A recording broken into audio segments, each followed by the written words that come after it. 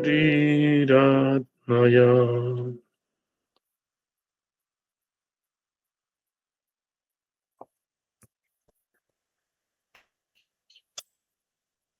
Al amanecer y al atardecer, por la noche durante el día, puedan las tres joyas concedernos todas sus bendiciones, puedan ayudarnos a alcanzar todas nuestras realizaciones y con nuestra vida con signos de buen auspicio.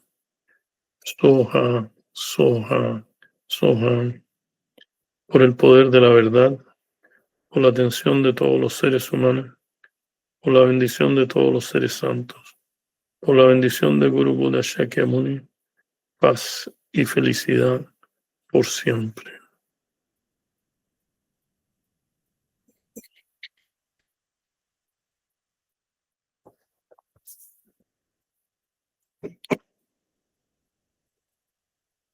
Bienvenido, maestro. Gracias, Merlú, gracias, bienvenida tú, gracias por todo. Gracias. Bienvenidos a todos a esta entrevista con el maestro. Es un placer, maestro, como siempre, escucharlos, tenerlo presente cada día. Su mensaje, su trabajo, su trayectoria, todo lo que ha hecho por el planeta y por dejar un legado bonito. Gracias. Bueno, vamos a darle inicio a esta entrevista en un momento histórico en el que el planeta nos exige nuevas formas de conciencia y acción. Surge la necesidad de escuchar voces que integren la sabiduría espiritual con el conocimiento económico y de trayectoria global. Hoy tengo el honor, y tenemos el honor todos de conversar con el maestro Alfredo Feijoni, cuya trayectoria une la economía ambiental con una profunda visión interior del ser humano y su vínculo con la tierra. Su mirada invita a comprender que la crisis climática no es solo un fenómeno físico, sino también un llamado espiritual a regresar a la armonía, a la responsabilidad y a la unidad con todo lo vivo. En esta entrevista exploraremos cómo la transformación personal, la organización colectiva y la expansión de la conciencia pueden abrir caminos reales para sanar nuestro mundo. Le doy la bienvenida con gratitud a esta conversación que promete inspirar, despertar y ofrecer una nueva perspectiva para construir un futuro más consciente, sostenible y en paz, sobre todo en paz, maestro. Bienvenido, maestro. Gracias, Merlú, por esta invitación a esta entrevista. Estoy muy feliz, estoy muy contento y particularmente es una entrevista cuya temática es extraordinariamente importante, dado que estamos en el proceso de la COP30, ¿no? En que todos los países se reúnen para determinar qué va a pasar con el futuro del planeta. Es un momento muy, muy especial. Segundo, el título de esta entrevista, como fue presentada, está tocando uno de los 5 elementos de la vida más importantes, ¿no? Que es el fuego interno. Como todos saben, seguramente los que están acá lo saben de más, tenemos estos 5 elementos de la vida: el espacio, el viento, la tierra, ¿no es cierto?, el agua y el fuego. Lo más importante es que debemos considerar seriamente que hemos contaminado todos los elementos de la vida excepto el fuego, ¿no? El momento que la humanidad contamina el fuego, se acaba la humanidad como la conocemos, ¿no? Y por lo tanto, te agradezco mucho que tengamos la oportunidad de hablar sobre este tema en el ámbito de lo global.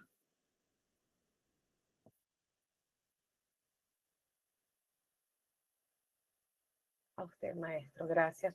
Gracias por aceptar la invitación y para dar su mensaje, que siempre es aleccionador, nutritivo para el alma y bueno, para todas las personas que estamos comprometidos con la sanación, no solamente interna, sino del planeta. Dejar un granito de arena desde nuestro espacio. La primera pregunta, maestro, para iniciar y dar comienzo a esta entrevista. ¿Cuál es la dimensión espiritual del calentamiento global y cómo influye en nuestra relación? O sea, ¿cómo influye ese calentamiento global en nuestra relación con la Tierra? O sea, ¿está interrelacionado?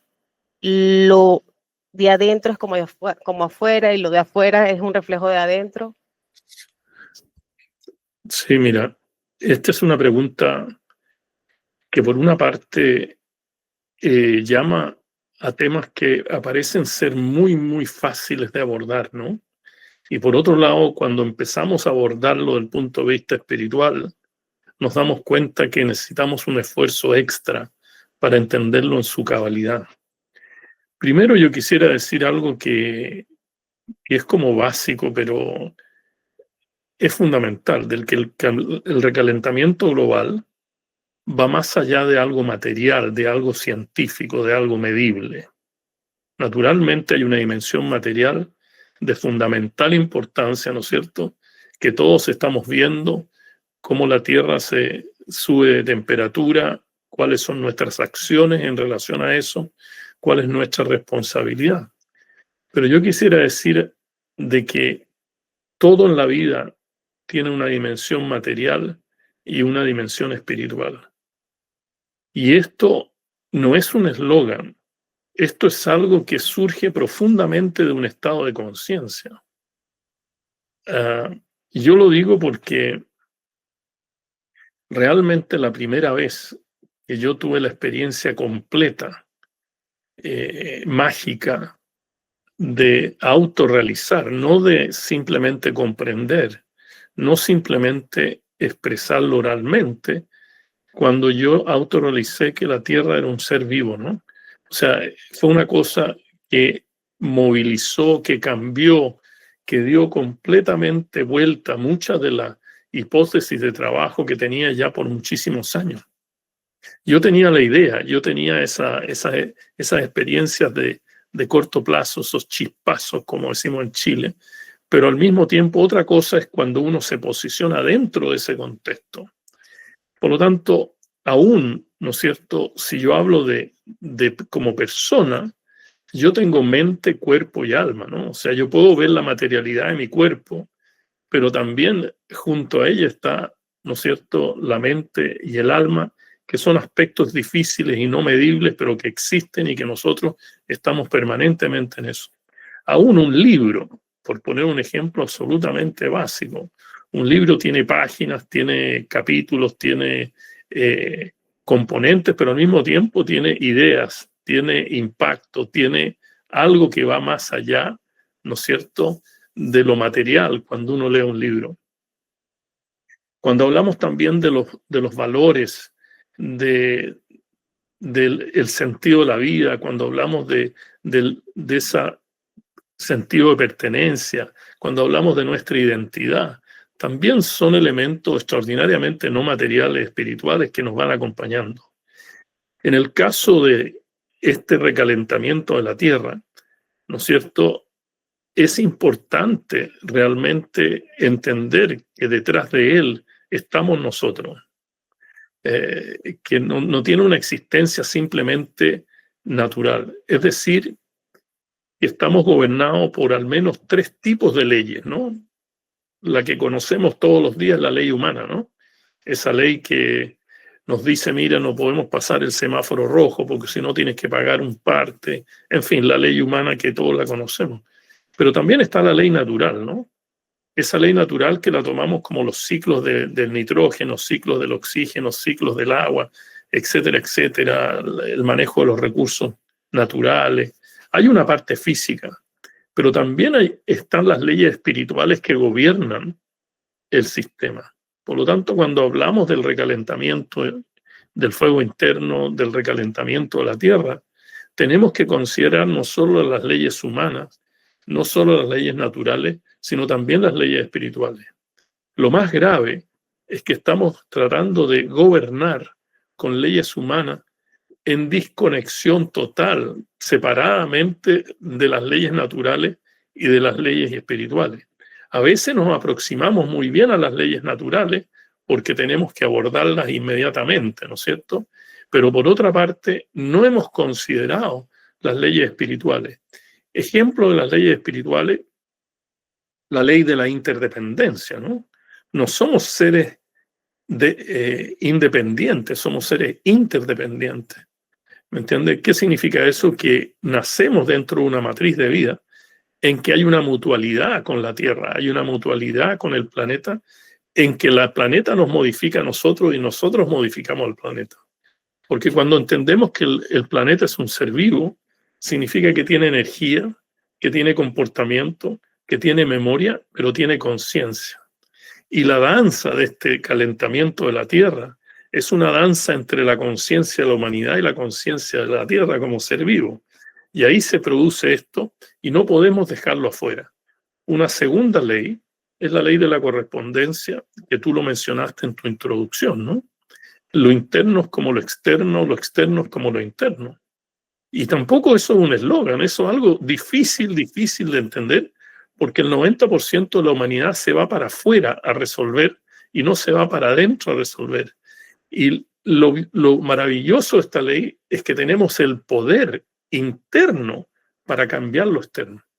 Mi maestro Lamaganchen decía en un momento, antes de partir, me decía: Alfredo, tú puedes cambiar tu propia astrología. Eso es impresionante. Yo sé algo, pero no sé 100%, ¿no es cierto?, cómo yo cambiaría totalmente mi astrología. Pero el poder que tenemos interno va más allá de lo que aún podemos autorrealizar, y esa autorrealización depende de nuestros niveles de conciencia. Después tenemos la ley del espacio espiritual. Esto es muy importante para el fuego interno. Si nosotros tenemos un problema de este tamaño y nuestro espacio espiritual es del mismo tamaño, empieza a haber una fricción, ¿no es cierto?, en nuestro interno, como una rabia que a veces tenemos que va más allá de lo que podemos sostener. Ese recalentamiento interior, esa rabia interior, todos estos mecanismos que hacen que el fuego interno, ¿no es cierto?, esté en ebullición permanente, se transforma en comportamiento. ¿No es cierto? Cuando yo soy un ser rabioso, cuando yo soy un ser, yo maltrato a los animales. Cuando yo soy un ser enojado permanentemente, estoy tomando decisiones con ese enojo y por lo tanto no me interesa si yo produzco más CO2, si realmente reciclo o no reciclo. O sea, quiero que entendamos que esto es básico, pero es demasiado importante entender estas conexiones entre el agua interna, el agua externa, el aire interno, el aire externo, etcétera, etcétera. También creo que es importante mirar el recalentamiento de la Tierra y la espiritualidad, lo espiritual, del punto de vista de los impactos. Muchos de los grupos espirituales, muchos de los grupos religiosos miran la espiritualidad, la dimensión de tu pregunta, ¿no es cierto?, a través de los impactos. Esos impactos inequitativos, ¿no? Esos impactos diferenciados de quién recibe el efecto negativo, ¿me entiendes? ¿Quién recibe el efecto positivo? ¿Quién es responsable de resolver lo negativo? ¿Quién es responsable de lo positivo? Etcétera, etcétera. Creo que es muy importante, para terminar, responderte esta pregunta, porque no me quiero apurar, porque este es un tema demasiado importante. Es que nosotros tenemos que entender de que hay ciertos principios espirituales que están en juego hoy día, ciertos principios espirituales que deberían ser la base de una reformulación de este tema frente a los debates tanto nacionales como internacionales. El primer principio que a mí me parece de vital importancia es lo que yo llamo el principio de la ética de la corresponsabilidad. Este no es un tema de una persona, no es un tema de una nación, es un tema de todos. Estamos viviendo en la sociedad planetaria por primera vez en la historia de la humanidad. Esto no es una frase, esto es algo empírico. Por primera vez lo que pasa en un rincón del planeta llega a todos los rincones del planeta. Por primera vez estamos viviendo la humanidad como un colectivo. O sea, hace 1000 años atrás no habían tantos habitantes, estábamos todos muy separados, etcétera, etcétera. Hoy día no. Hoy día es impresionante, y la revolución en las comunicaciones, la revolución en el transporte, etcétera, etcétera, y achicamiento, si se puede decir eso, en términos figurativos de la tierra en relación a la población, en relación a las actividades, en relación a lo que estamos haciendo, hace que nosotros tengamos que entender que cada cosa que hacemos afecta a otro y por lo tanto surge el tema de la ética social, ¿no es cierto? En el budismo esto es súper importante porque en las discusiones más álgidas sobre el crecimiento económico material, sobre los derechos humanos, etcétera, etcétera, el Buda dice que la condición básica para poder comenzar a entender estos temas es esta ética de la corresponsabilidad. Y vemos en la COP que hay muchos países que dicen, no, yo no soy responsable, yo me retiro. Ustedes harán lo que yo me retiro del Tratado de París, me retiro del de Kioto, me retiro. Bueno, tenemos claro lo que eso significa. Un segundo principio, que ya es bastante interno, ¿no es cierto?, que es la compasión por todos los seres. Y esto no es automático, no es que yo diga yo soy compasivo de todos los seres. Esto significa cambio en los hábitos, cambio en mi comportamiento, cambio en mi perspectiva, ¿no es cierto? No es solo la compasión con otro ser humano, que la tenemos poca. Yo debo reconocer eso, ¿no? De que creemos que tenemos gran compasión, pero si lo vemos desde el punto de vista colectivo, vemos que hay órdenes sociales que dicen, mira, que mueran 30 de estos no me importa, pero si muere uno de estos me importa mucho. ¿Me entiendes? Y por lo tanto me agarro, me meto en una guerra y empiezo a destruir el planeta sin consideración por nadie más. Entonces, la compasión por todos los seres es algo que debe estar enraizado en nuestro camino espiritual. Y eso requiere de prácticas, requiere de comportamiento, requiere de hábitos, requiere de políticas, requiere de economía, requiere de institucionalidad. No es una cosa, es decir, el camino espiritual no solo debe estar orientado hacia la autorrealización de la compasión individual, sino simultáneamente debe estar acompañado de un compromiso por la creación de una sociedad compasiva. Y esto es grande, esta es una frase grande que habría que pensarla después que terminemos esta entrevista, cada uno tomará nota de lo que le parece más importante. Otro principio importante es la sacralidad de la vida. Hay algo divino en la vida. No es simplemente este cuerpo físico, hay algo más que está detrás de esto y nosotros lo sentimos, nos relacionamos con eso, ¿no? No es solo la relación con otro ser humano, sino también con nuestro divino. O sea, hay que entender que la vida es sacra, que no es llegar y eliminarla al gusto del consumidor. Otro principio es el principio del cuidado de la creación. O sea, yo veo unos niños en la playa, ¿no es cierto?, haciendo un castillo de arena precioso, están todos felices. Yo no puedo pasar y pegarle una patada al castillo, ¿me entiendes?, y destruirle todo ese proceso de creación. Imagínate, nosotros hemos recibido la tierra, ¿no? La tierra no es dueña, nadie es dueño de la tierra. Nosotros somos parte de esta matriz de vida, ¿me entiendes? Y muchas veces con nuestras actitudes, nuestras acciones, estamos pegándole patada al castillo, ¿no? Estamos pateando ese castillo. Otro principio que es clave es de la responsabilidad que tenemos nosotros como seres humanos de representar en la ley humana, escúchenme, dentro de la ley humana, los derechos de la naturaleza. O sea, el levantarse y decir, mira, la naturaleza no habla, la naturaleza no se representa en una corte de justicia, es simplemente eliminar este triángulo tan unido que es la ley humana, la ley natural y la ley espiritual. Y si nosotros los seres humanos somos los que somos la parte esencial de la creación de esta ley humana, nosotros tenemos la responsabilidad de no mutar, de no destruir, de no eliminar, ¿no es cierto?, lo que es la ley natural y lo que es la ley espiritual. Esa es una responsabilidad muy grande. Otra responsabilidad que todo el mundo habla, todos los candidatos políticos hablan, todos los funcionarios internacionales hablan, pero hacemos poco, que es el tema de la responsabilidad intergeneracional. O sea, piensa tú de que vienen más y que hay aquí ya la generación futura, muchos de ellos están aquí, los pequeños niños. O sea, tenemos esa gran responsabilidad como principio.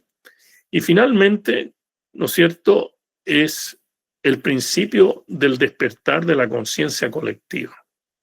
Esto es esencial para entender realmente la dimensión espiritual del calentamiento de la Tierra y cómo el calentamiento interior afecta, ¿no es cierto?, el colectivo. Y tenemos muchos colectivos, ¿no? Son como círculos concéntricos pequeñitos, más grandes, más grandes, más grandes, hasta que llegamos al del planeta, ¿no? Pero tenemos el primer círculo de nuestra propia contaminación, de nuestro propio recalentamiento interno, que ni siquiera tenemos la habilidad para manejarlo, ¿me entiendes? Pero hay que manejarlo. Tenemos el de la familia, tenemos el de los amigos, tenemos el del barrio, tenemos el de la región, el país, etcétera, etcétera, etcétera. Y por lo tanto, cuando hablamos de este recalentamiento global, para mucha gente está tan lejos que realmente no me importa, está tan lejos que no puedo colaborar en nada, está tan lejos que mi contribución no vale nada. Y es al contrario, porque esta contribución tiene el poder infinito del espacio interior, ¿no? No es el espacio finito de lo físico. Es decir, yo puedo alcanzar a Merlú, que está en México, cerrando los ojos y mandándote amor desde Chile. ¿Me entiendes? Es el poder de la ley espiritual, no es el poder de la ley material. Yo puedo mandar felicidad al resto del planeta, yo puedo mandar armonía, yo puedo mandar coherencia, yo puedo mandar una cantidad de cosas. Por lo tanto, en resumen, es importante responderte en esta primera pregunta estos principios y no dar recetas.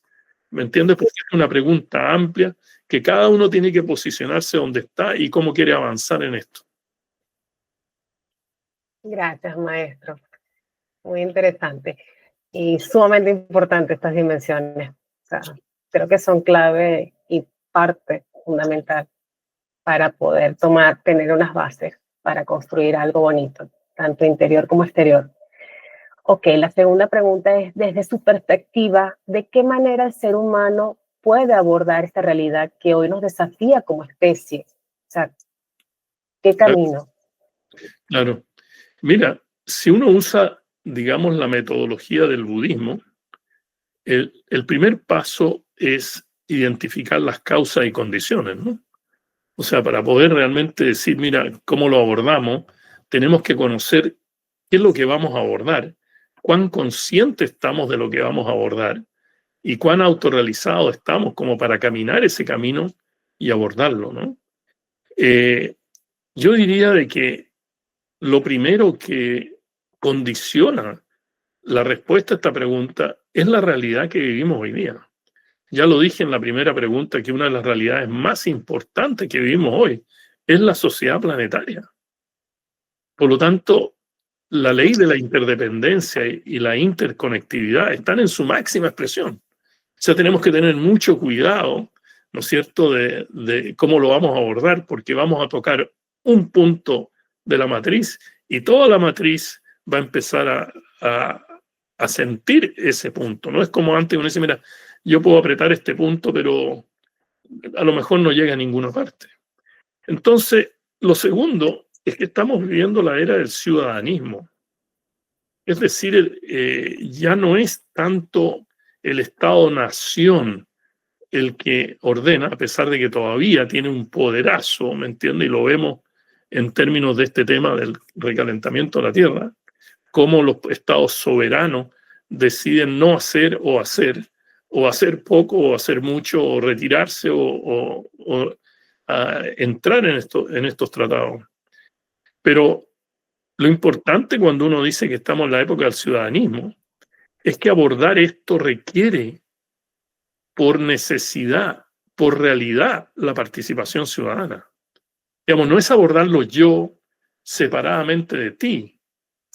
Sí, estamos separados físicamente, pero tenemos que ir convergiendo hacia una matriz multiplicadora de estos efectos, ya sea partir por la casa, ¿no es cierto?, la vivienda, el barrio, protegiendo tu propio entorno, ¿me entiendes? Primero, si tú quieres, etcétera, etcétera, como dicen, lo local, más que lo global, pero yo creo que hay que partir de las dos partes, ¿no es cierto?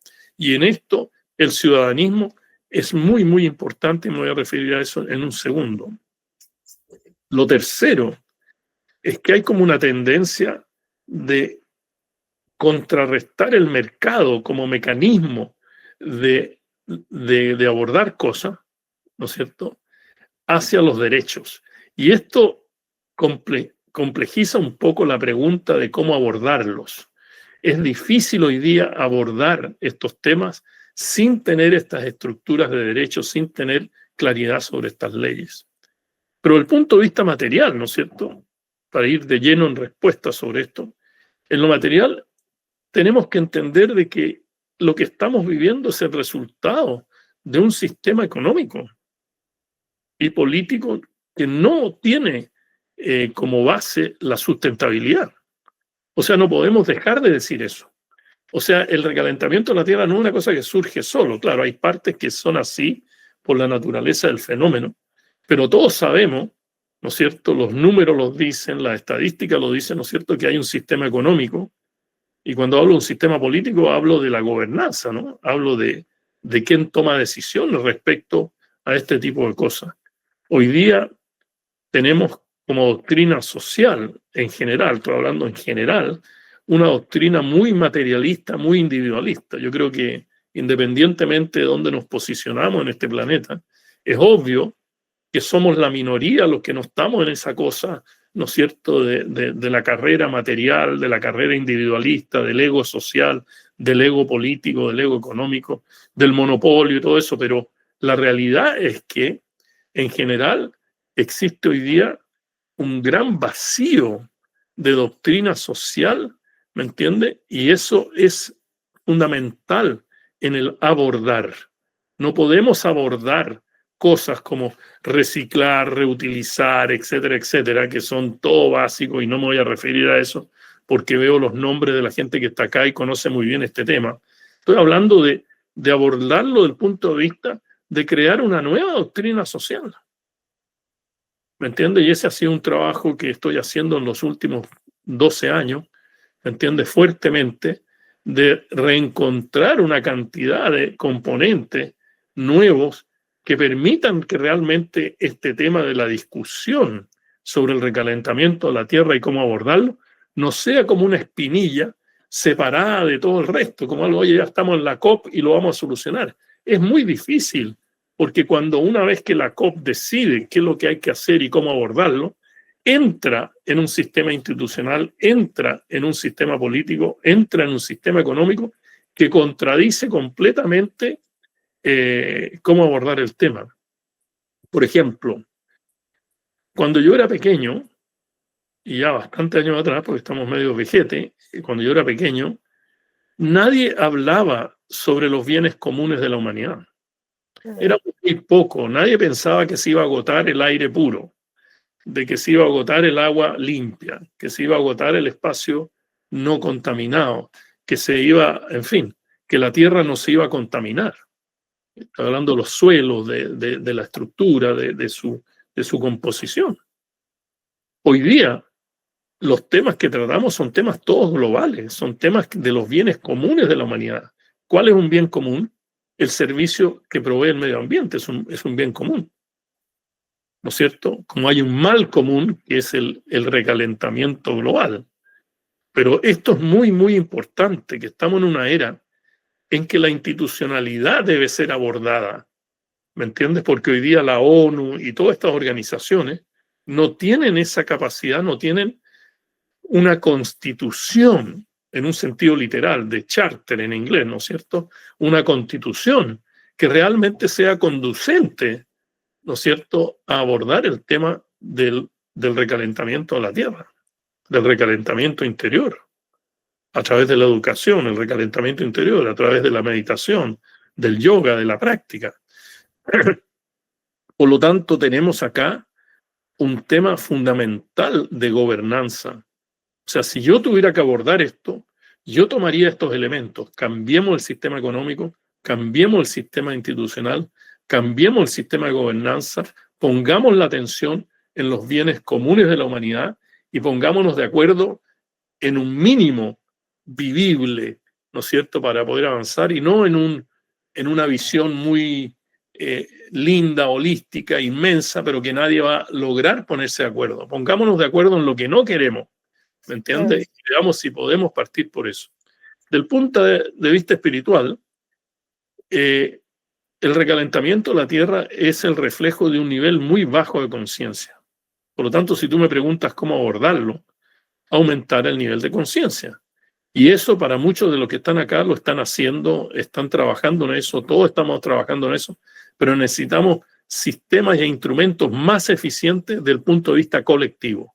La espiritualidad hoy día está muy individual, si no individualista, y por lo tanto el camino hacia, ¿no es cierto?, abordar esto es más lento, porque la espiritualidad colectiva para este mundo, ¿no es cierto?, es aditiva. Es decir, yo sumo a Alfredo con Merlú, con Rosela, etcétera, etcétera, con Carla, pero así no vamos a llegar muy lejos. Hoy día necesitamos instrumentos mucho más colectivos, de impacto colectivo. Y por lo tanto, solo de esa manera vamos a cambiar los hábitos que nos han llevado a donde estamos. Porque aquí hay un tema de hábito. La persona, yo viajo en la carretera Panamericana 5 Sur en Chile, cuando vengo de Santiago aquí a mi ermita, y la gente baja el vidrio del auto y tira un papel para afuera. O sea, la gente cree que alguien está detrás de ellos que va a ir, va a parar, va a agarrar ese papel, lo va a reciclar. La gente todavía tiene ese hábito, ¿me entiendes? De que el medio ambiente es tan grande que puede absorber cualquier cantidad de basura, pero ya eso no existe, eso es imposible. Y por lo tanto yo diría que para abordarlo tenemos la posibilidad, ¿no es cierto?, de cambiar este diálogo pisciano por un diálogo, ¿me entiende?, más acuariano. Pisciano es el mundo del saber. Yo sé más y actúo en relación al saber. Eso es muy interesante. Por otra parte, ¿no es cierto?, estamos en la era de Acuario, la era del colectivo, en que el lema de la era del colectivo no es en tanto yo sé, en tanto actúo. El lema es en tanto yo me autorrealizo, en tanto actúo. Por lo tanto, para abordar estos temas necesitamos estar en un camino de la autorrealización espiritual. No podemos pensar de que vamos a abordar este tema reciclando porque se me ocurre reciclar. No, la gente tiene que estar completamente dentro de ese estado que dice no voy a contaminar más, no voy a botar más, voy a reusar, voy a reutilizar, voy a reciclar, etcétera, etcétera. Estas acciones son acciones que responden, ¿me entiende?, a una autorrealización. Termino diciendo como contraste, piensa tú que en el norte del Pacífico, del Océano Pacífico, hay una isla tan grande como el tamaño de Francia, llena de plástico. Y estamos con microplástico a través de los peces, ¿no? O sea, este no es un juego, ya no es un juego. Esto es tan grave, tan profundo, que debemos pensar en cuando abordamos esto, en estas dimensiones materiales y espirituales que acabo de compartir. Muy interesante, maestro. Qué compromiso. Ok, la siguiente pregunta es, ¿qué acciones podemos emprender individualmente? Que ya hemos tocado ese tema en las anteriores preguntas, pero ¿cómo podemos contribuir activamente a revertir el calentamiento global y restaurar la armonía del planeta Tierra? Sí. Si estuviéramos en una conferencia de economistas ambientales, ¿no es cierto?, yo hablaría sobre el reciclaje, hablaría sobre la tecnología, hablaría sobre el emprendimiento, hablaría sobre las empresas, todo válido. No quiero disminuirle la importancia de eso, pero esa es la inteligencia con la cual abordamos eso, la sabiduría con la cual abordamos eso, depende de nuestro nivel de conciencia. ¿No es cierto? Por ejemplo, cuando estuve yo en una campaña política, se habló del emprendimiento. Entonces el emprendimiento a nivel corporativo es una cosa, el emprendimiento social es otra cosa, el emprendimiento para solucionar problemas de alto ingreso es una cosa, el emprendimiento para resolver la subsistencia es otra cosa. Por lo tanto, es nuestra inteligencia, es nuestra capacidad de conciencia la que va a ir dirigiendo, ¿no es cierto?, estas acciones individuales. Por lo tanto, hablar y decir reciclar, reutilizar, ¿me entiendes? Contaminar menos. Son frases muy bonitas, muy interesantes, pero cuyo resultado, que es lo que estamos viendo hoy día, ¿no es cierto?, está en directa relación a nuestro estado de conciencia. Por lo tanto, yo diría que una primera cosa que tenemos que eliminar a través de nuestras acciones individuales es la dualidad que existe entre lo individual y lo colectivo. Este es un tema profundo en la espiritualidad que yo no voy a poder desarrollar hoy día, posiblemente en otra entrevista, en otro momento, ¿me entiendes? Porque nosotros vemos realmente que como que estamos separados del colectivo. Yo vivo aquí, tú estás allá.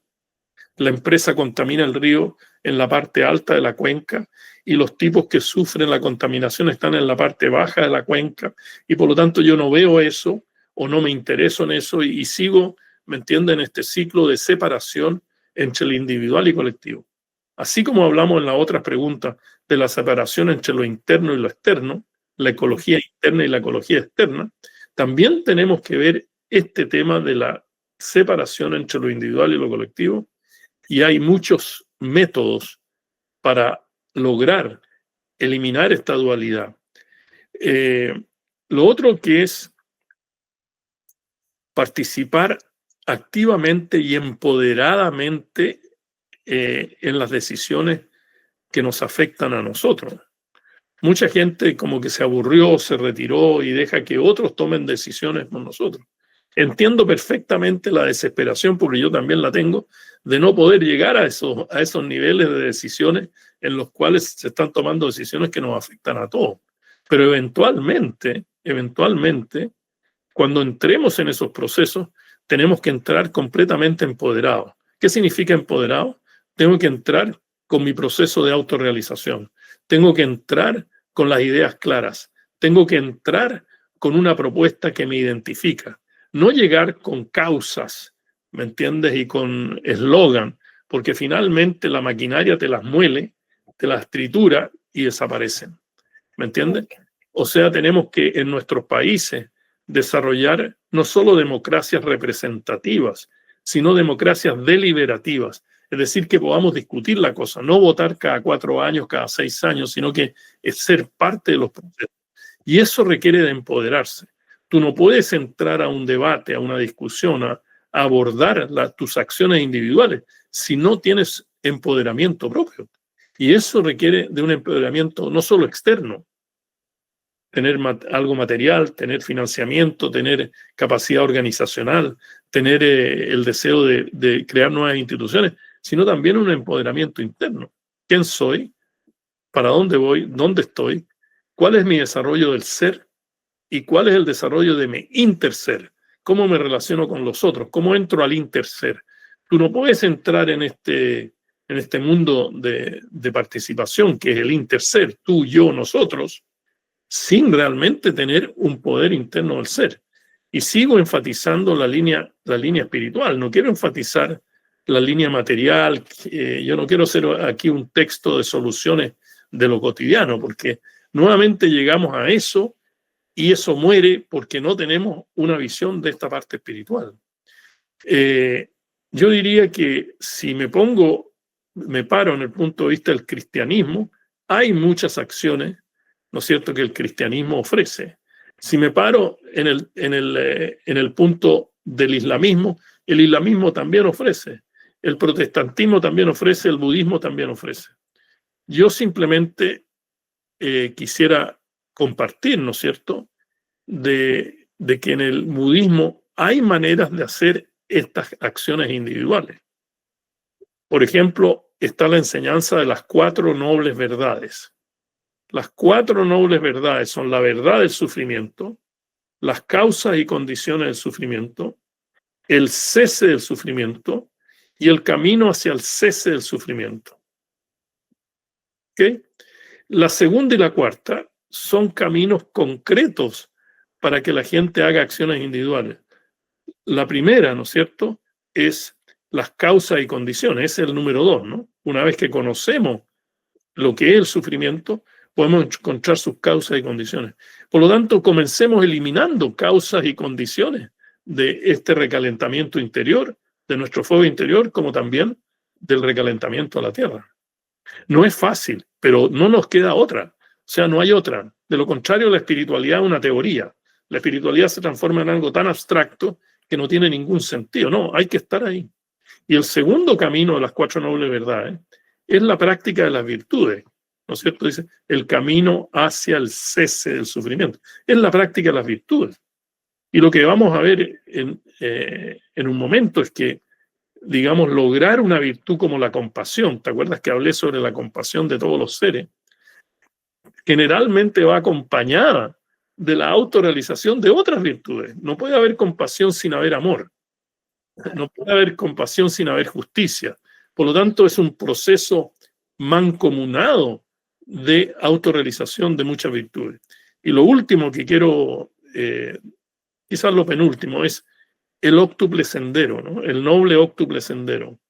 La visión correcta, la intención correcta, el lenguaje correcto, la acción correcta, el comportamiento correcto, el mindfulness correcto, la atención plena, y después la meditación o la concentración correcta. Yo sé que son 8 cosas, probablemente que hay gente que nunca lo ha escuchado. No trates de memorizarlo, seguramente esta entrevista va a estar disponible para que tú puedas verla.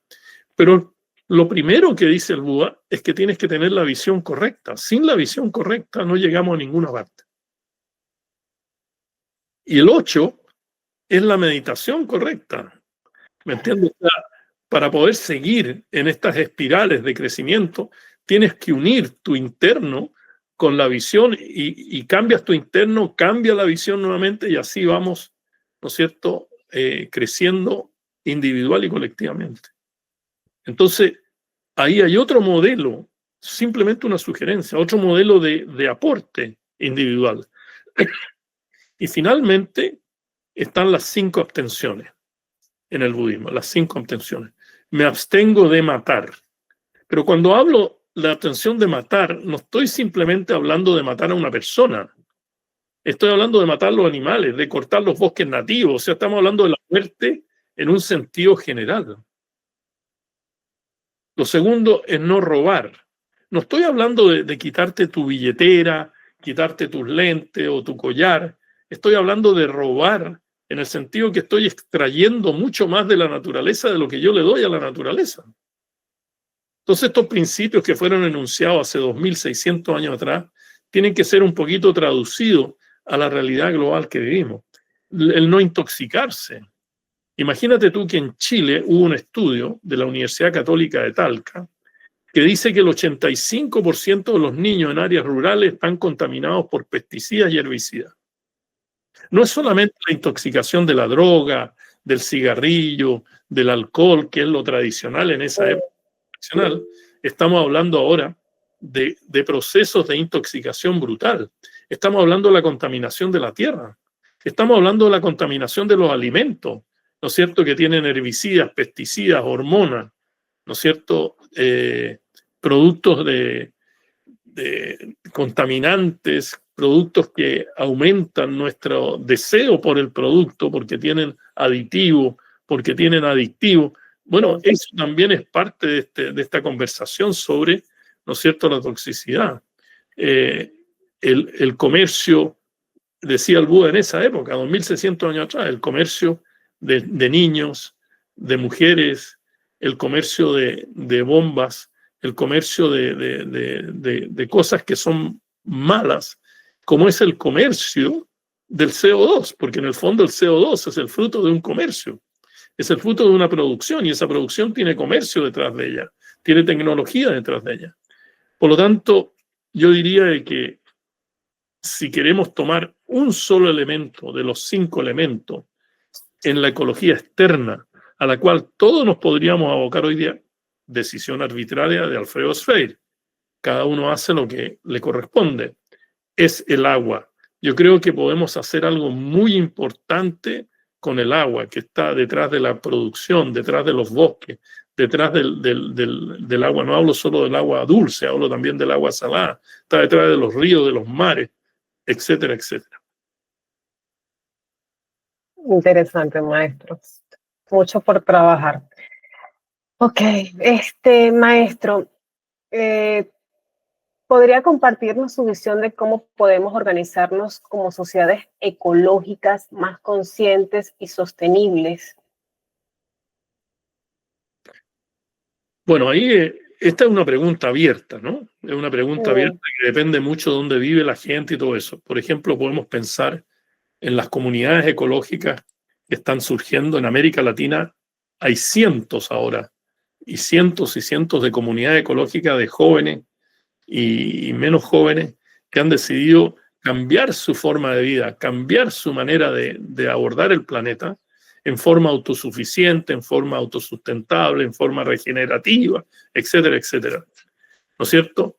Podemos pensar en este, como dicen los gringos, ¿no? Bottom up, de abajo para arriba, ¿no? De lo local a lo global. Otros piensan de que sin arreglar lo global, estas comunidades van a tener poco futuro, ¿no es mm, cierto? Porque si China, Rusia, Estados Unidos, en fin, los grandes países contaminantes siguen contaminando, uno se empieza a encerrar y la única alternativa que le queda es el microclima, ¿no? Si podemos proteger ese microclima, sobrevivo. Si no puedo proteger el microclima, eventualmente también, digamos, voy a desaparecer. Eh, Naturalmente que necesitamos tres cosas del punto de vista macro, de arriba hacia abajo. Una es una economía ecológica, y no voy a dar conferencias sobre economía ecológica hoy día, ¿me entiendes? Pero tiene que haber, muy importante, que falta lo que yo llamo la macroeconomía ambiental. Es decir, ¿cuál es el impacto del Banco Central en la ecología? ¿Cuál es el impacto del presupuesto nacional en la ecología? ¿Cuál es el impacto del comercio internacional en la ecología? Los grandes variables se han dejado afuera. La mayor atención está en lo micro, en el proyecto ambiental, en parar un proyecto que va a afectar el medio ambiente, pero no está en este contexto, ¿no es cierto?, que debiera ser un ambiente que ayuda a que lo que está en lo micro pueda surgir, pueda crecer y pueda alimentarse. Lo segundo, necesitamos una institucionalidad ambiental. Esto no es un eslogan.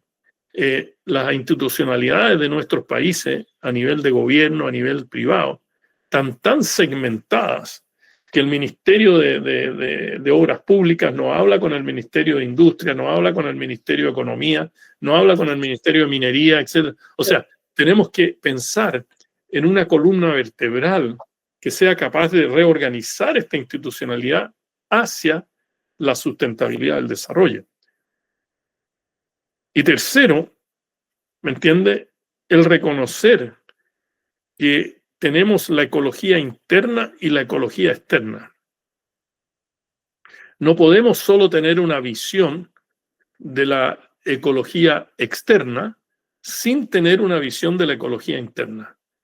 Y esto es la esencia de tu entrevista, esencialmente el fuego interno, ¿no?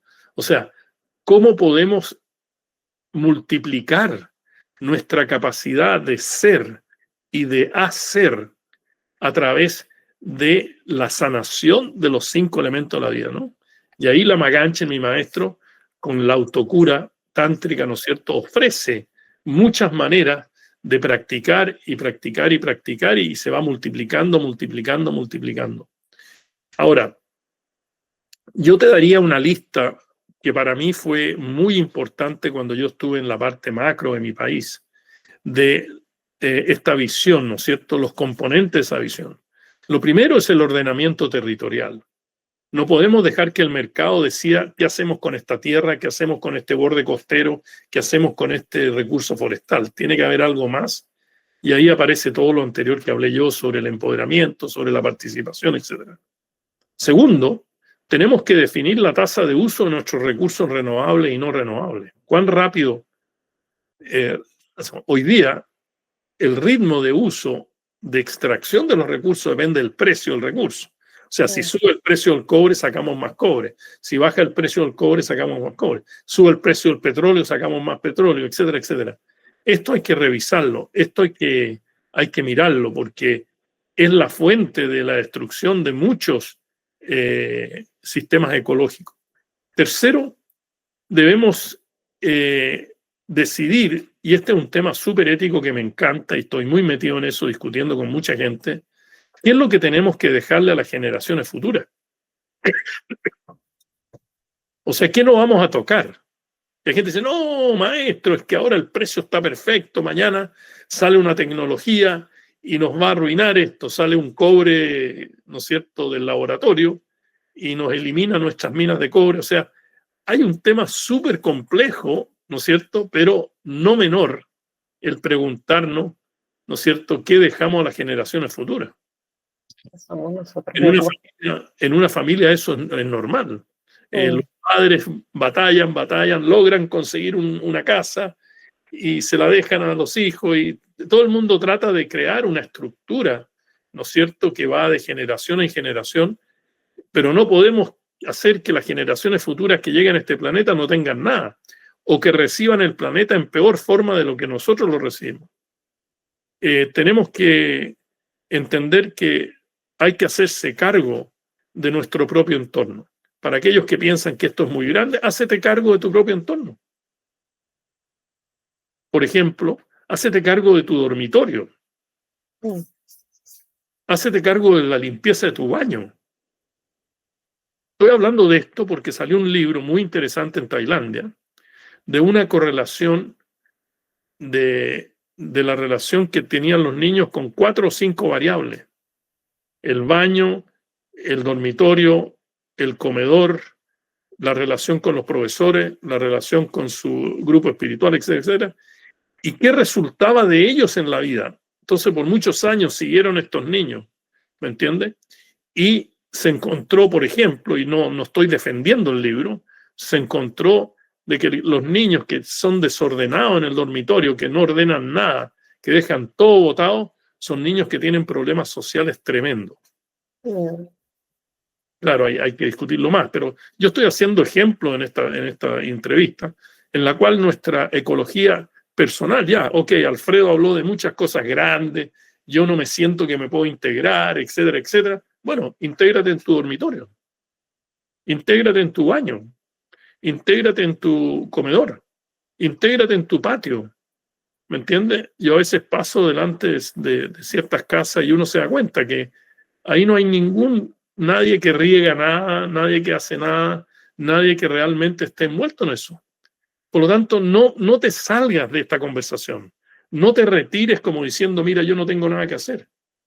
Y segundo, lo tuyo, tu limpieza mental. ¿Cómo está esto, no?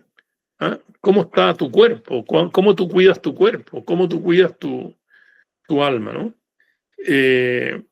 Y finalmente, yo creo que es importante hacerse cargo. Una vez que yo me doy cuenta, me tengo que hacer cargo. No puedo mirar para el lado y decir, mira, yo esto no lo vi, esto no existe, esta es la culpa de Alfredo, esta es la culpa de Merlú, esta es la culpa de Estados Unidos, esta es la culpa... No podemos hacer eso. Y en términos de ahora, de hoy día, debiéramos hacer 3 cosas. Una, cambiar la narrativa sobre el medio ambiente. El medio ambiente no es un costo. ¿Me entiende? Cuando se habla de medio ambiente como si fuera un costo. ¿Me entiende? Estamos sufriendo en crecimiento económico porque tenemos que proteger el elefante. No, es una inversión. Es una riqueza que estamos manteniendo. La narrativa de hoy día, la forma que hablamos sobre el tema está equivocada y tenemos que cambiarla. Segundo, la diseminación. Tú eres muy buena para hacer ese trabajo de diseminar. ¿Me entiendes? Tenemos que una idea buena, una entrevista, lo que tú quieras, diseminar, porque la revolución en las comunicaciones nos permite llegar a todos los rincones de la Tierra. Y finalmente, pongámonos de acuerdo, si a alguien le interesa, ¿no es cierto?, cuáles son los llamados hot spot, hot, caliente, ¿no? Estamos hablando del fuego.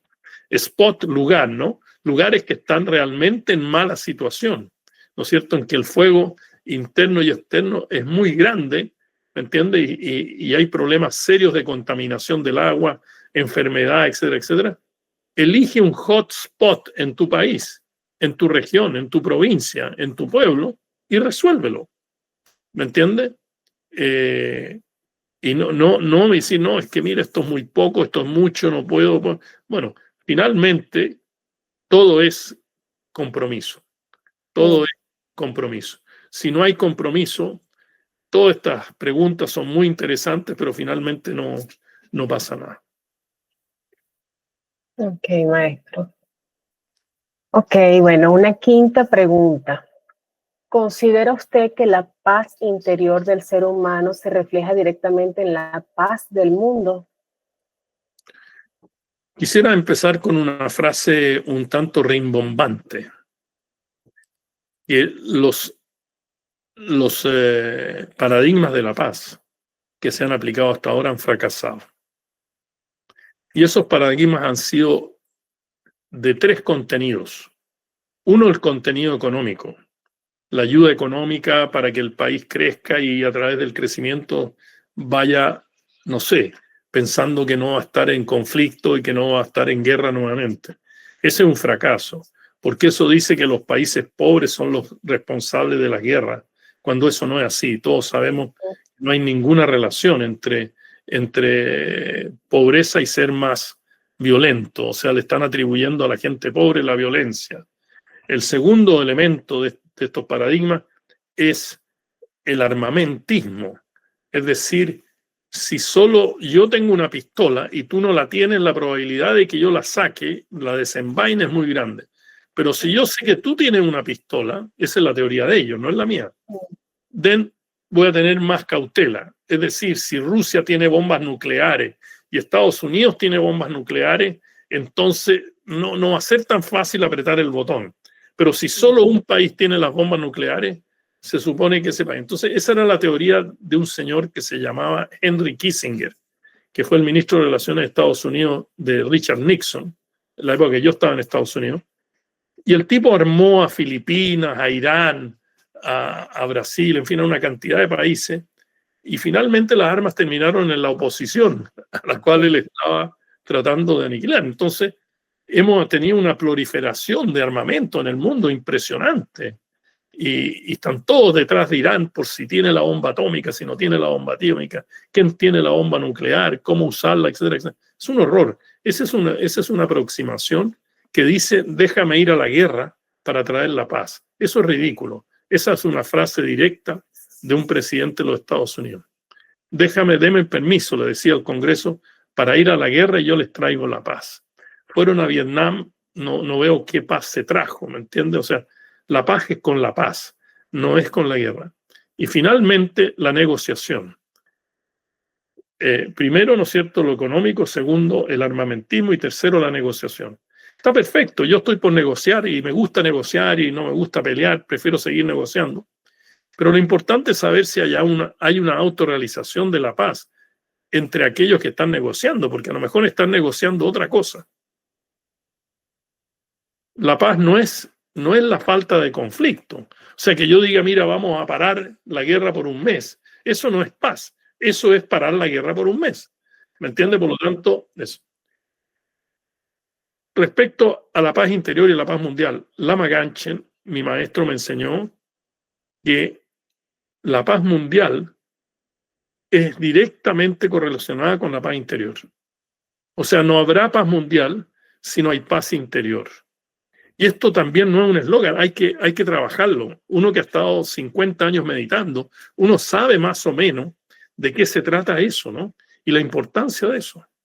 Y por lo tanto, hoy día, ¿me entiendes? Tenemos que saber de qué depende la paz interior. Y la paz interior depende de la sanación interior. O sea, un alma que no está sana, un alma que está sufriendo, es muy difícil que tenga paz interior y que transmita paz mundial. Pero ¿de qué depende la sanación? La sanación depende de muchas cosas, pero yo diría dos, las más importantes, el silencio, ¿no es cierto?, a través de la meditación, y el estado de sanidad, de sanación de la naturaleza. O sea, si la naturaleza está hecha a pedazos y somos consistentes con la teoría que he estado presentando durante todo este momento en tu respuesta, tu pregunta, se requiere silencio, ¿no es cierto?, una naturaleza que no está enferma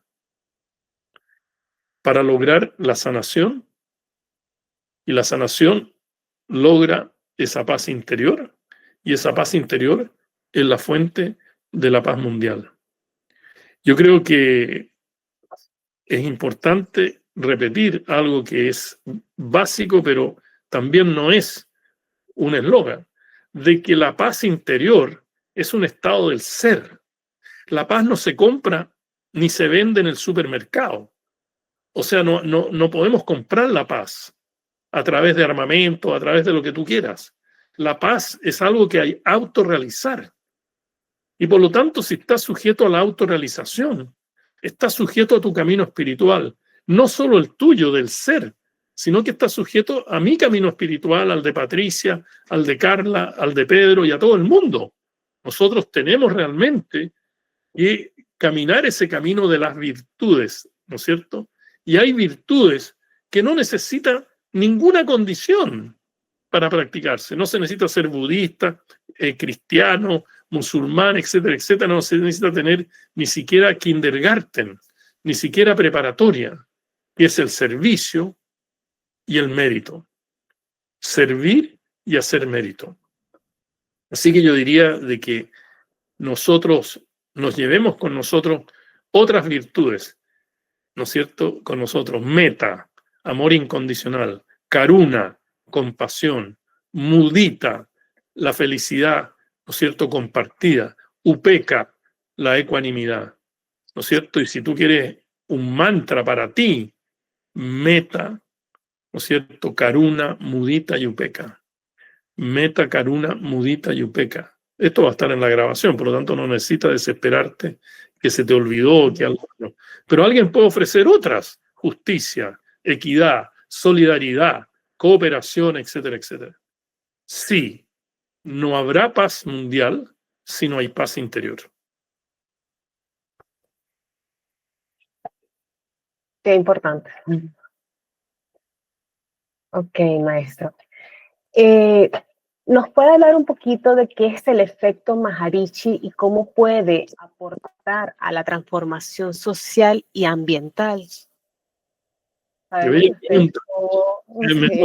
Me toca el alma, porque yo fui discípulo de Maharishi y yo fui uno de los organizadores del famoso evento que hubo en Estados Unidos para probar el efecto Maharishi. Y esto está todo informado en una revista científica de los Estados Unidos, con modelos econométricos, modelos matemáticos, porque en el fondo lo que decía Maharishi era que tiene que haber una transformación social ambiental que surja del ser interior, pero había que probarla. Maharishi era un físico, por lo tanto él usaba la teoría del magnetismo, ¿no? Si tú quieres magnetizar una cuchara, tú magnetizabas la raíz cuadrada del 1% de sus moléculas y todo el resto se magnetiza. ¿Te acuerdas cuando uno era chico, ponía un magneto debajo de la mesa y hacía correr unos alfileres? O sea, jugaba con eso, hacía magia con eso. Bueno, esa es la teoría de Maharishi. Maharishi decía, si todos nosotros nos reunimos, si todos nosotros logramos, ¿me entiendes?, esta coherencia, nosotros vamos a probar que lo interno es como lo externo es como lo interno. Y en esa época, la raíz cuadrada del 1% de la población eran 7.000 personas. Y arrendamos una universidad que en el verano estaba vacía, en Washington, y empezamos a seleccionar las variables contra las cuales se iba a evaluar el experimento. Por ejemplo, asesinato, asalto, robo, accidente. También pusimos variables como la bolsa de comercio, si va para abajo, si va para arriba, si hay estabilidad, etcétera, etcétera. Quiero hacer un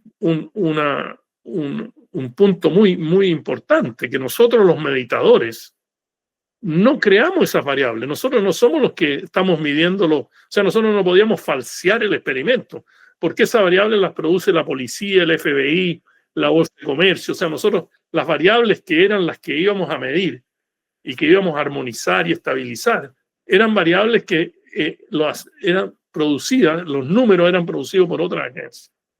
Cuando pusimos 1.500, no pasó nada, seguían los crímenes igual, pero cuando llegamos a la máxima expresión, no hubo ningún crimen en Washington durante una semana.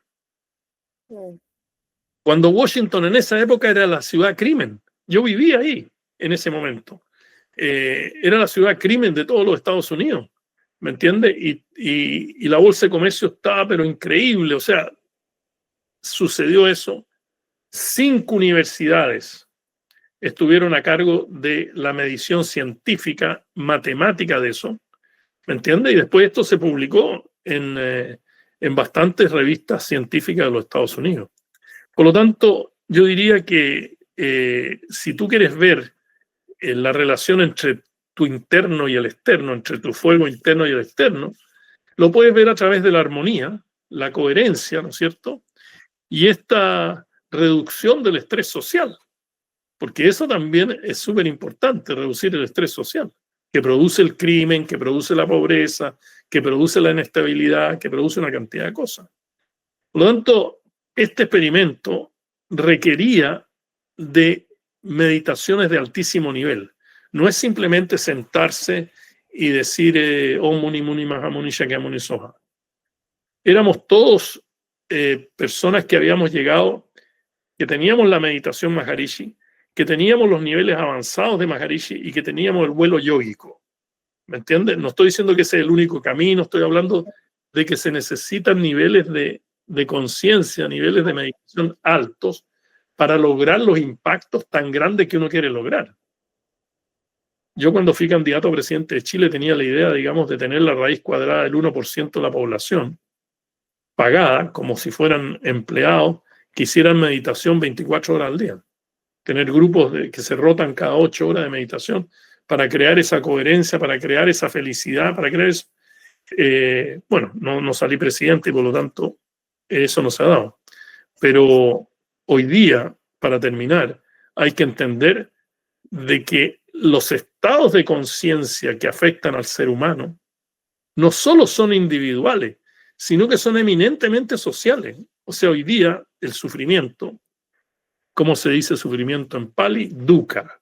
Hoy día el dukkha social es impresionante. ¿Me entiende? Cómo uno sufre con el sufrimiento social, cómo el sufrimiento social afecta a nuestras vidas, cómo nosotros afectamos ese sufrimiento social, cómo nosotros afectamos las vidas de otros. Hoy día es fundamental entender que esa es la esencia de la espiritualidad. La espiritualidad no es un campo de teoría, ¿me entiendes? No es un campo, digamos, de lo abstracto. No es el campo de lo imposible. Es el campo más fértil del camino del ser humano hacia la solución de esos problemas. Pero quien no está en el camino espiritual no va a producir la armonía que Maharishi trataba de producir. Y finalmente, esta pregunta clama a gritos la importancia de la meditación colectiva en grupos. Todos ustedes debieran formar grupos de meditación de 2, 3, 4, 20, 30, 100, 200 personas todas las semanas. Y no tienen que hacer discursos, no tienen que explicar nada, no tienen que hacer nada, simplemente sentarse, cerrar los ojos y estar en silencio. Y lograr ese poder del colectivo. Y nosotros vamos a ver cómo nosotros tenemos al mundo como marioneta, no el mundo nos tiene a nosotros como marioneta. Nuestra meditación empieza a cambiar, digamos, el comportamiento de la gente. Y la gente no sabe por qué cambió. Pero ya no tengo tanta rabia, ya no tengo tanto miedo, y eso sucede como resultado de nuestro poder interior. O sea, ¿cómo tú no vas a poder tener 4 o 5 personas a meditar y los más profesionales, los más entretenidos, los más comprometidos todos los días? Y crear esta gran cadena de meditación colectiva, ¿me entiendes? Esa meditación poderosa que sin darnos cuenta empieza a hacer ebullir el agua, ¿no? A hervir el agua. Y empieza a crear y a crear. Te digo una cosa, algo muy personal. Yo a veces llegaba con 100 problemas donde Lama Ganchen, perdón. Llegaba a la presencia de Lama Ganchen, desaparecían los problemas. O sea, no sé si era el aura de él, no quiero inventar historias New Age, no sé si era el aura de él, no sé qué era, pero cuando me decía cómo está, yo estaba listo para decirle los 70 problemas y no me salía ningún problema en la boca. O sea, hay algo que él tenía, una coherencia interior, un poder interior, algo que lo hacía naturalmente mi maestro, ¿me entiendes? Pero tenemos todos que tener ese poder hoy, de que lo que yo llamo el valor presencia de tu espiritualidad, que donde tú llegues eres coherencia. Donde tú llegues la gente no te va a preguntar lo que tú sabes, sino que te va a decir, ¿me puedo sentar al lado tuyo? Fíjate que lo único que quiero es sentarme un ratito al lado tuyo. ¿Me entiendes lo que pasa? Ese es el cambio que hay que hacer. La espiritualidad no es otra cosa que eso, que tu valor presencia. O sea, si estuviera aquí con nosotros Cristo, Mahoma, ¿no es cierto?, el Buda, Mahavir, no sé, traigamos a cualquier personaje que no necesariamente tiene que ser de ese calibre, puede ser a uno de ustedes, que su propia presencia produce esa paz que te agarra, ¿no? Esa paz que te consolida y tú dices, yo de aquí no me muevo. No, yo aquí me siento bien. Yo no me quiero ir de aquí. Maestro, haga otro retiro, por favor, haga otro retiro. Me quiero mover de aquí, quiero estar ahí, quiero estar en eso. Así que esa es mi respuesta al efecto Maharishi. Es un efecto real que se comprobó científicamente de que tu armonía interna, de que tu coherencia externa tenía un impacto brutal, pero era la raíz cuadrada del 1% con altos niveles meditativos. No es cualquier meditación, no es cualquier número de personas, pero empecemos.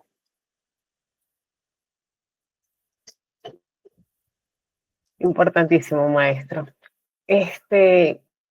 Bueno, para cerrar, ¿qué recomendaciones nos ofrece sobre cómo prepararnos a nivel personal y colectivo para afrontar esta nueva etapa que vivimos como humanidad? A mí me gusta en general bordar. No me gusta dar recetas. O sea, muy rara vez, y generalmente los que están acá que me conocen, yo voy a dar conferencias y no digo, estas son las 7 maneras de ser felices, estas son las 8 maneras de tener éxito. Ese tipo de presentación no va mucho conmigo ni con mi manera de practicar la espiritualidad. Porque al final no es esa receta la que me va a cambiar, sino lo que va a cambiar es mi relación con la ley del karma, ¿no? De cómo manejo lo positivo, lo negativo que estoy haciendo, y es muy orientado hacia la acción, ¿no es cierto? Cuando al Buda le preguntaban, maestro, ¿usted cree en Dios? Y el Buda se quedaba callado. Entonces quiere decir que usted no cree en Dios, y él se quedaba callado. Y vino su discípulo después que el tipo que le preguntó, que se fue enojadísimo, furioso, que este tipo es un chanta, le pregunté y no me contestó, y Ananda, su discípulo querido, sobrino, digamos, del Buda también, le preguntó, maestro, usted es el gran maestro, ¿cómo usted no le contestó la pregunta? Le dijo, mira, hay ciertas preguntas que solo se discuten entre iluminados. Lo importante para mí es que sigamos el camino, que realmente actuemos en el camino. Entonces, termino dando algunas cosas a nivel individual y otras a nivel colectivo rápidamente por el tiempo. Primero, recomendación es tu transformación interior. Practicar, practicar, practicar, practicar, practicar, practicar. Dejémonos de seguir en discurso, entrevista. No. Oye, tú no necesitas ir a ningún curso. Tú no necesitas hacer nada. Pon atención a tu respiración, cierra los ojos y empieza a ver cómo tu mente funciona. ¿Tú quieres mejores métodos? Bueno, practica uno primero. No nos transformemos en una ensalada de que cada semana yo practico lo que me dice este tipo, lo que me dice este otro tipo, y llegó este tipo a México y lo voy a ver, y entonces ahora hago lo que él me dice, y el otro mes viene otro y viene... No. Una cosa profundamente. Yo tengo la base de mi meditación. Es la meditación que me entregó Maharishi hace 50 años atrás. Claro, yo estoy en otra cosa, como muchos de ustedes me conocen, estoy en otras partes y estoy metido en muchas maneras de lograr eso para yo poder ayudarlo a usted. Pero tú tienes que transformarte en el arquitecto del cambio de tu vida. Yo no soy el que maneja tu carro. El carro tienes que manejarlo tú. Yo puedo ser el Waze. Oye, estoy perdido. Ya, 100 kilómetros no, pero en 100 metros a la derecha. Después dobla a la izquierda 3 cuadras. Yo podría un poco dentro de lo que yo conozco, de lo que yo autorrealizo, hacer eso.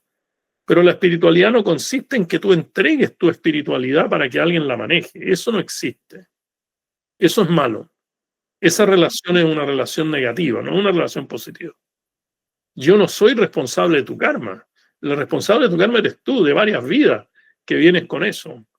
¿Me entiendes? Yo te puedo ayudar, yo puedo acelerar, puedo frenar, puedo dirigir, pero yo no puedo manejar. Segundo punto que me parece de vital importancia, empezar hoy con servicio y méritos. No dejes pasar un día sin hacer un mérito. No como una compra-venta. Mira, yo hice un mérito. No, tiene que ser espontáneo, tiene que ser realmente amoroso, tiene que ser algo muy, muy interno, muy suave. No como algo que yo me estoy alimentando el ego. Mira, hoy día hice 3 méritos. Eso no existe esa cuenta en la espiritualidad. Pero una vida sin méritos, solo yo, mí, no tiene mucha gracia esa espiritualidad. Tercero, por favor, estudiar. Por favor, estudiar. Nadie estudia hoy día. ¿Me entiendes? Yo no hablo de meditación cuando enseño meditación. Yo hablo de meditación plus. Plus en inglés significa más. El plus de la meditación es tu estudio. En el caso mío personal, que no lo estoy imponiendo a ninguno de ustedes, es el budismo. Por lo tanto, yo, además de meditar, yo leo textos budistas todo el tiempo. Hoy día la gente no estudia nada, o estudia muy poco. No quiero tampoco ser el vejete que piensa que lo sabe todo. No.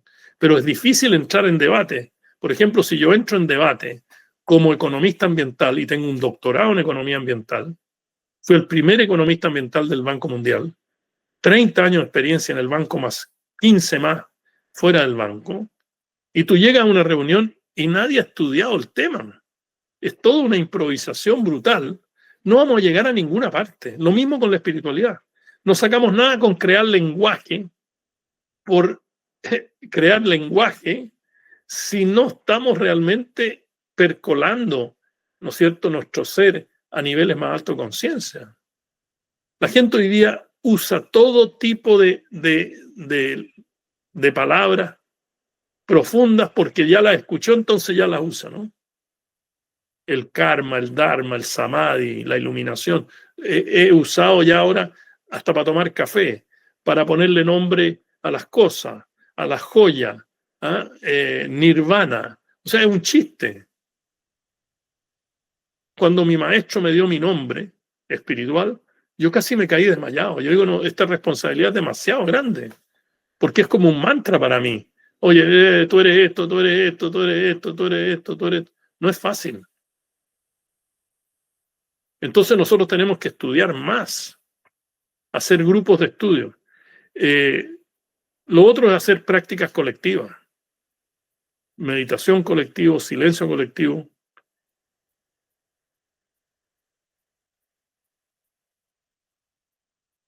Ya, voy a terminar. Tenía otras cosas que decir, pero voy a terminar porque ya llevo un cuarto de hora más del tiempo. Pero quiero decirle a todos ustedes que si ustedes quieren resumir el budismo en 2 palabras, ¿cuál es la esencia del budismo? No tanta cosa. 2 palabras son la esencia del budismo. La primera es refinamiento de la mente. Refinamiento de la mente. Y la segunda palabra es autogobernanza. Eso es el budismo. ¿Por qué necesitamos refinar la mente? Porque la conciencia está cambiando permanentemente, independiente de lo que tú puedas creer o ver o tener una experiencia cognitiva. Pero ¿qué pasa cuando tú no tienes las experiencias cognitivas de los cambios de conciencia? Te da problema. Oye, no, estoy pésimo. Este pololo me dejó. Pololo, novio, no sé cómo lo dirán ustedes. Me dejó, me arruinó la vida. Bueno, es que no tienes la experiencia cognitiva de ese cambio de conciencia que sugiere dejarlo, ¿no? Que sugiere que se vaya.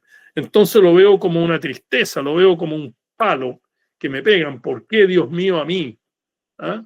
Me meto en 3 relaciones amorosas y fracaso en las 3. Es que algo está pasando contra mí. No, tu mente tiene que estar más refinada para entender los cambios de conciencia. Hoy día, la complejidad en el planeta es tan alta que necesitamos mentes mucho más desarrolladas para poder entender las soluciones y no sentarnos en la mesa de las negociaciones y ofrecer soluciones que no van a tener ningún resultado. Y eso es lo que está pasando en el planeta. Por eso que la guerra continúa, por eso que la segregación continúa, por eso que las identidades secundarias nos siguen dividiendo a todos. Yo soy hombre, tú eres mujer, yo soy musulmán, tú eres católico, yo soy judío, tú eres cristiano, yo soy demócrata cristiano, yo soy del socialista. Todo ese tipo ha creado una segregación total que es como un muro de defensa artificial, ¿no es cierto? Pero la mente no está refinada para ver más allá del muro. Yo quiero que Merlú Marín vea más allá del muro, lo que se llama en espiritualidad trascender. ¿Trascender qué? Lo que tengo aquí frente a la nariz. Hay algo más que está detrás de eso. La autogobernanza, ¿no es cierto? El primero es el refinamiento de la mente. Y todo el budismo es eso. La meditación, el yoga es para eso. La concentración, todo eso es para refinar la mente. Y después está la autogobernanza. Lo que hay que entender en el budismo es que el Buda se autoiluminó. Y eso para mí es interesantísimo, que un ser humano de carne y hueso pueda hacer eso. No estoy hablando de cosas divinas, no estoy hablando de autoiluminarse en el sentido budista de la iluminación. ¿Me entiendes? De alcanzar un nivel tal de que tu karma es neutral, tú no estás ni positivo ni negativo, no estás en apego con nada. Entiendes los principios de la vida, ¿no es cierto? Como el principio de impermanencia, de que todo es impermanente. Tú entiendes las leyes espirituales, como la ley del karma, interdependencia, correspondencia, feminidad, etcétera, etcétera. Ese es el iluminado. El iluminado es... Y el Buda lo presenta muy bonito en el primer discurso de él, cuando va donde su amigo y le dice, mira, vengo a decirles que finalmente me iluminé, no vine antes porque no estaba seguro, ahora estoy seguro. Nosotros tenemos que tener un cierto grado de autogobernanza, de nuestros ímpetus, de nuestras emociones, de lo que yo creo que es la verdad. Entonces, hay que autogobernarse. El problema es que la institucionalidad espiritual le está pidiendo a la gente que no se autogobierne, porque hay un maestro que autogobierna, que te gobierna, porque hay un movimiento espiritual que te gobierna, porque hay una ideología espiritual que te gobierna. Eso es un error craso hoy día en el mundo espiritual. Tenemos que tener esa capacidad de autogobierno. ¿Quién soy? ¿Para dónde voy? Y por supuesto, los maestros son muy importantes.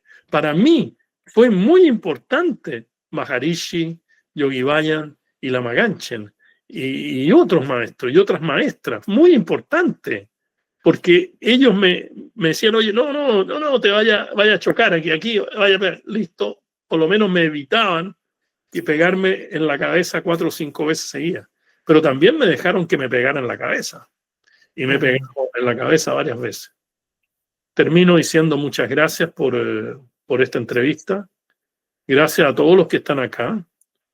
Y antes de irme, simplemente voy a cantar un mantra que dice de que ustedes tienen la naturaleza budística en ustedes mismos y que está expresada en su totalidad, no que viene a mitad, no que tienes la mitad, pero está ahí en su completa realidad y por lo tanto tenemos que ir a buscarla, tenemos que ir a alcanzarla, ¿no es cierto? Tenemos que alimentarnos de esa realidad búdica, de ese estado búdico.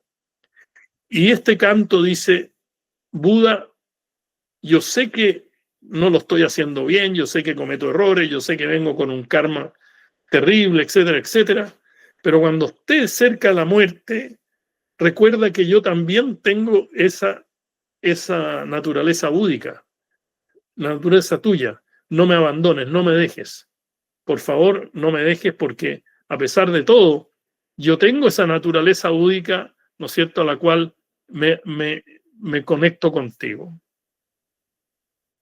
Om Vajrasattva Samaya Manupalaya Vajrasattva Tenopa Dristodido Me Bhava Suto Kayo Me Bhava Supo Kayo Me Bhava Anurakto Me Bhava Sarva Siddhi Me Prajasa Sarva Sattva Sutsame Sitam Sriyam Kuru Aha O Bhagava Sarva Tathagata Sarva Mame Mutsa Sarva Sattva Samaya Ahum Pe.